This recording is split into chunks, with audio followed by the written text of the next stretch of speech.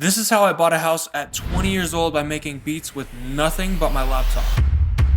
In this video, I'm going to show you guys the strategies that I've used to make money and bring you guys along my journey. So in high school, I started making beats and posting them on YouTube. And despite having zero background in music, it quickly took over my life. I realized that I wanted to make beats full time, so I had to figure out a way to make some money. My first idea to make money was DMing up and coming rappers on Instagram and sending them my beats. After months of hustling in the DMs and hundreds of I get paid on Fridays, I finally made my first beat sale for $15. I felt like I was on top of the world, and I immediately just went upstairs and showed my whole family. But I soon found out that DMing a shit ton of rappers every day was not really a sustainable way to make money. Nobody wants to be DMing 100 rappers a day till they're 40. So I had to find a better way to make some cash. After studying the biggest type beat producers in 2017, I decided to take growing my YouTube channel more seriously. And after months of consistently uploading, I had a small group of rappers that would email me to buy beats every month. I was making anywhere from 100 to 200 bucks a month when I was doing this, but I still felt like my growth was kind of limited because I had to negotiate back and forth for every single beat sale. So in February of 2018, I decided to make the $20 a month investment in myself and made one of the best decisions I've made yet, starting my Beatstars account. It's basically just a website where producers can sell their beats directly to up and coming artists. Back then, $20 a month was a big portion of my income, but with Beatstars, I finally had all of my beats in one place on a professional looking store, and I no longer had to spend hours talking to rappers to make sales. I kept posting consistently on my YouTube and Beatstars, and in my first month on Beatstars, I made $275, which was pretty much enough for me to have unlimited Taco Bell. And in my second month, my sales grew all the way to $715. My sales were climbing, and I was moving closer every day to hitting the goal I had in my head to make $1,000 a month off my beats. But in June of 2018, when my sales went all the way down to $87, I found out my business was more fragile than I thought. I relied on one or two bigger exclusive beat sales a month to make the majority of my money. So if I wanted to reach that goal of making $1,000 a month, something had to change. And a month later, I found a whole new strategy to make money. Instead of only trying to make money with my YouTube channel, I started to collaborate with producers that already had big YouTube channels. My thought process here was to leverage other people's platform so that I could fast track my way to making good money. So I started sending them my ideas and melodies for them to finish, and whenever they would post a beat that we worked on, we would split all the money that we made 50-50. And this is where I finally started to see the sales I was looking for. I had a beat called Elevated with this producer named TK that started to take off like crazy on YouTube. Just 1 month after I'd made $87 on Beatstars, I made $997. Elevated had dramatically increased my sales. And on top of that, my type beat channel had finally started to get some momentum. So for a little under a year, I continued to make $1,500 to $2,000 a month, which was definitely more than enough money for me at the time. But I ended up making a big mistake. I didn't double down on what was working for me and moved on to what I thought was a bigger opportunity. I was caught up in the idea of working with famous artists and started chasing big songs instead of building the online business that I had momentum with. I had a few people around me that claimed to have a big network of industry connections, so I stopped collabing with my big producer friends and started holding my best beats for famous rappers. As a result of me only posting my worst beats on YouTube, my sales started to slow down every single month. And about a year later, in August of 2019, my sales had gone all the way down to $600 a month. And honestly, I felt pretty discouraged at this time. I didn't have any songs with famous artists, and my online business was dying. But I kept my faith, and I blindly kept pushing, and I went back to what worked for me in 2018. And once I did this, my life changed forever.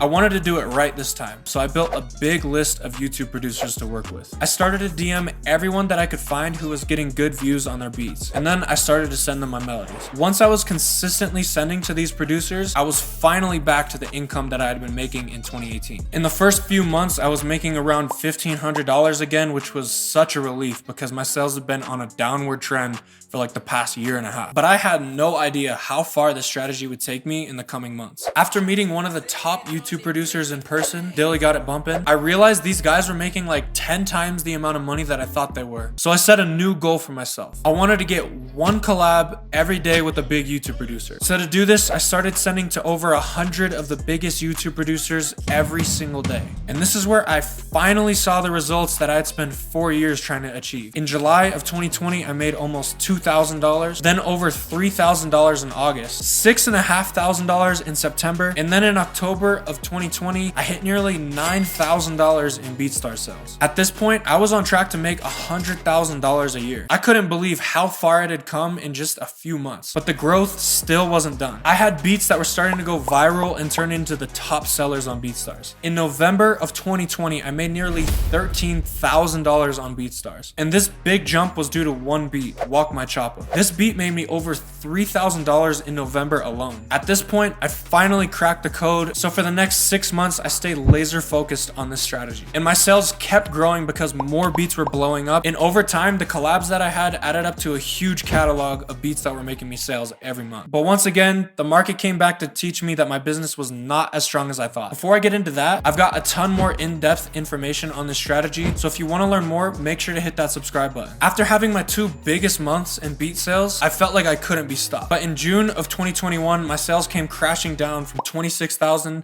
to $17,000 on Beatstars. And even though $17,000 is a lot of money, don't get me wrong, it's super nerve-wracking when your business drops by 30% in 1 month, which definitely added on to the stress. A few months before that crash though, I started my new business, Loopstash. This is where I sell my melodies and sounds to music producers. The goal I had with Loopstash was to build a second stream of income for myself. And my strategy was to run Instagram ads to drive traffic to my website. So I posted all of my kits to a new Instagram account and started running ads using the boost post button. And to my surprise, it started to work pretty quickly. The first month, I hit $1,000 in sales and then $4,000 the next month. I stuck with the same strategy for the next few months and built it up to where I was making $10,000 a month on Loopstash. Having this extra income helped me diversify and feel a lot more secure with my income. So once I had Loopstash and Beatstars on lock, I continued to grind this strategy out for over a year. And after 6 years of work, I can finally say that I bought a house by selling my beats online.